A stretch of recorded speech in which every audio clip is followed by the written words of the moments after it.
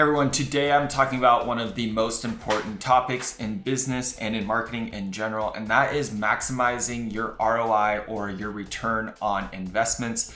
There's a lot of different types of investments that you can make throughout a business, but today specifically, I'm going to be talking about optimizing ad spend and ad dollars in terms of marketing dollars to get the most bang for your buck. I'm going to be going over the right way to calculate ROI, some of the most important factors that are going to move your ROI either up or down, as well as how you can boost your ROI through advertising. As you well know by now, to grow a business past a certain point of just referrals and word of mouth, you're going to need to advertise on either Facebook, Instagram, TikTok, or a combination of multiple different advertising platforms. Now, the most important factor to remember when picking out a specific advertising platform or going after a certain strategy is what is going to give you the best return on your investment.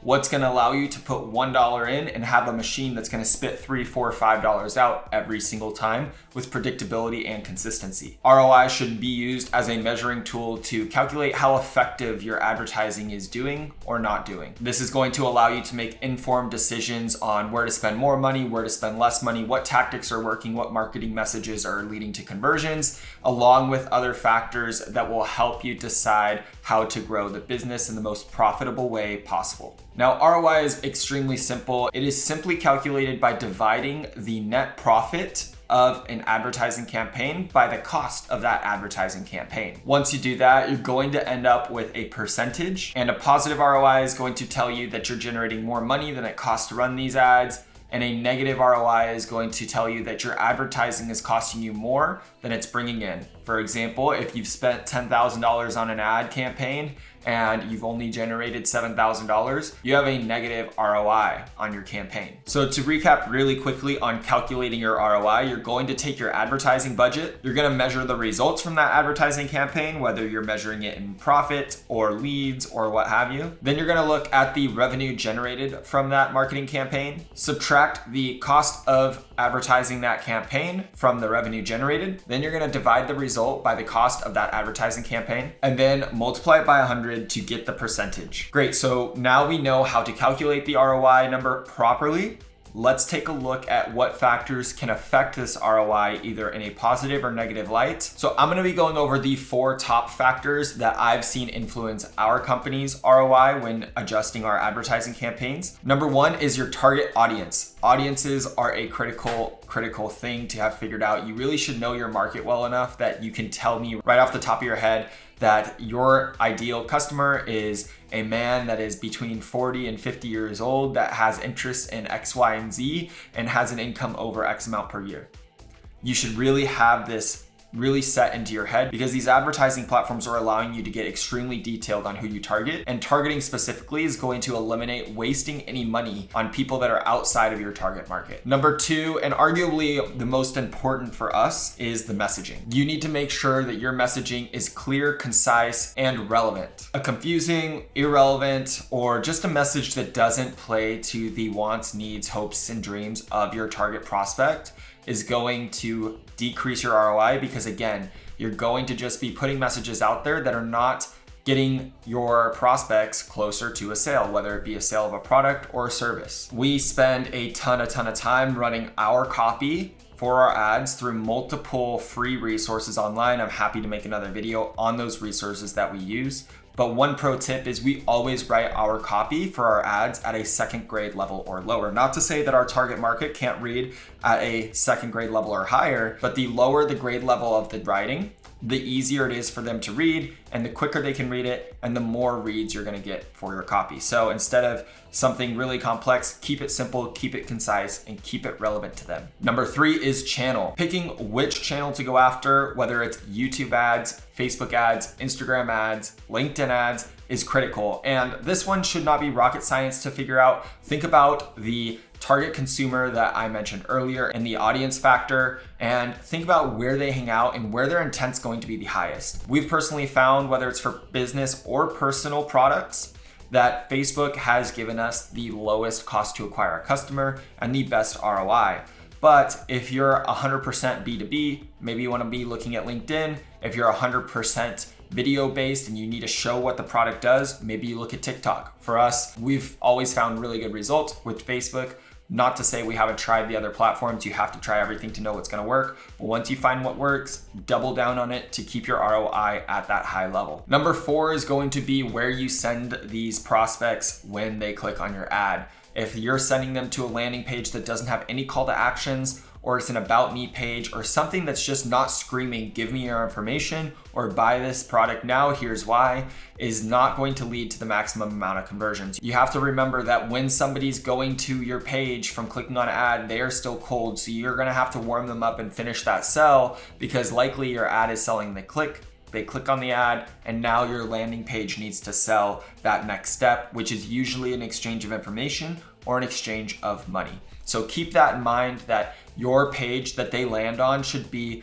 one of the top places that you're spending time when optimizing for a better ROI, because that's where the conversions happen. So how can you boost your ROI once you have all of these factors in your head and you know how to calculate it? Well, here is the 4 top ways to do that we actually do in our company right now. It's a CRM software for real estate agents. Number 1 is data. We collect as much data as we can possibly collect, and we enter it all into tracking sheets as well as external softwares. We have softwares that collect our own conversions and visits and link clicks. We do not rely specifically on Facebook's campaign metrics to report back to us.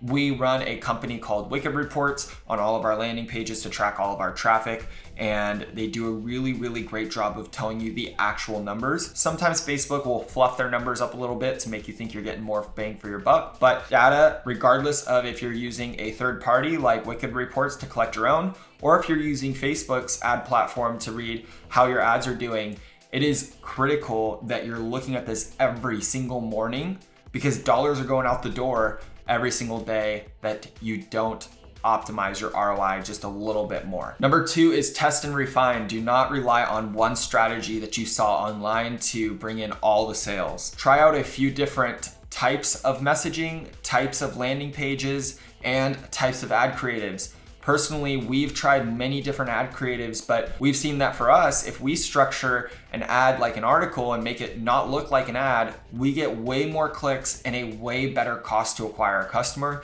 than if we were to come out there and say, hey, look at our product, isn't it so great? These are the features. So that is one strategy that we split tested, and it's important when you're testing these different strategies to try to test one thing at a time, get a clear answer, and know which road you're gonna go down afterwards. I see it a lot where people will test 5 different things and they'll have 5 different results and still not have a clear answer of where they're gonna go. So we try to keep it very, very simple. Let's test 2 things at a time, 2 things at a time, 2 things at a time to get us the clear path to the best possible results and ROI. Number 3 is focusing on the right metrics. So ROI is all about top line revenue. However, there's a lot of marketers out there that are going to tell you to really just optimize for how many leads you can get, or optimize for how many Facebook page views you can get, or optimize for how many landing page views you can get. But really what at the end of the day matters is money in the bank. Nothing else. It doesn't matter if you're getting leads for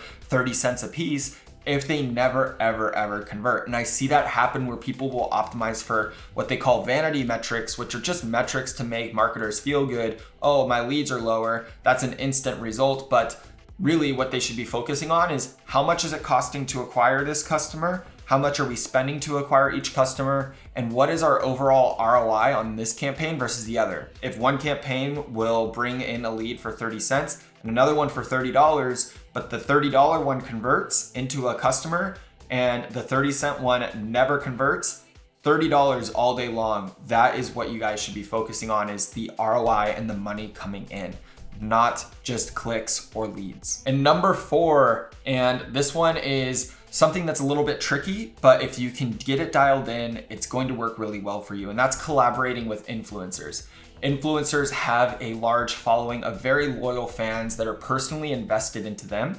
And if you can get inside that audience, that's going to help convey trust from your brand to that customer through the influencer. So trust isn't so much a factor anymore because they trust everything that influencer says. And an important note is you're going to see a much better return if you have that influencer create their own content around your product. creating an ad and having the influencer push an ad out is not going to move the needle. People are smart and they know an ad when they see it. So you need to make this seem as organic as possible, like the influencer actually loves your product and they just decided to make a video on it. You're also going to want to check out that influencer's overall engagement to make sure that they didn't just buy a bunch of followers overnight and everything's fake in terms of likes and engagement, or their actual following is from another country and nobody's actually in the US where you actually sell your product. So keep those things in mind when you are talking with influencers, just to make sure you don't get burned. In conclusion, maximizing ROI is going to be critical to the health and longevity of your business. By closely monitoring this ROI number, you can make strategic decisions on the business on where to allocate funds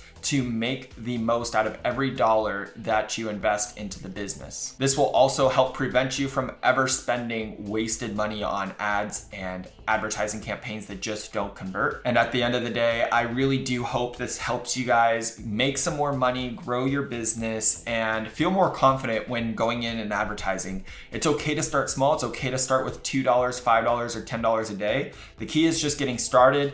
And with the metrics like ROI and cost to acquire a customer, you're going to move the needle on your business. If you just do little baby steps, measure it. If it doesn't work, try something else. If it does, start to split test it and get closer to that lower cost per sale. I hope this helps you guys. And if there's anything else that I can help you guys in terms of measuring and reporting on marketing efforts, please let me know in the comments. Otherwise, I will see you on the next one. Thanks.